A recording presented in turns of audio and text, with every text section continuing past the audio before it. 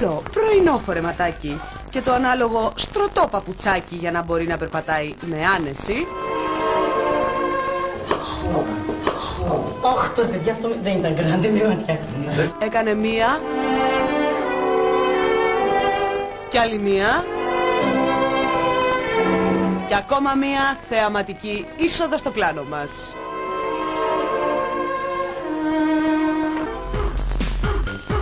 Και μπαίνει στο θρυλικό τζακούζι μας. Μην πεις με αυτά τα παπούτσια, θα βουλιάξεις. Σαμπάνια, παρακαλώ. Πες μας λίγα πράγματα για τον εαυτό σου.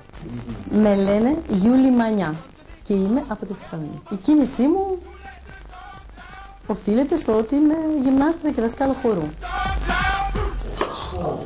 Ναι, αν εσύ είσαι από τη Θεσσαλονίκη και γυμνάστρια, έχω κι εγώ να σου αποκαλύψω κάτι. Είμαι ο Σούπερμαν.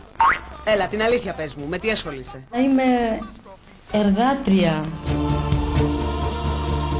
τραγουδιού. Πες μας και εμάς ένα τραγουδάκι. Της αγάπης τη φωτιά μέσα στο πιωτό να σβήσω. Ωραίο κι αυτό, αλλά εκείνο που είχες πει στο X Factor μου άρεσε πολύ. Λα λα λα λα λα λα, Μαρίνα, Μαρίνα, Μαρίνα.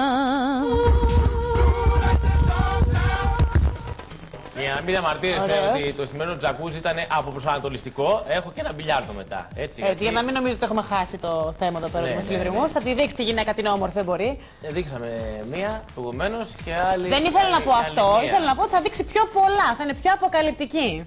Καταλάβατε.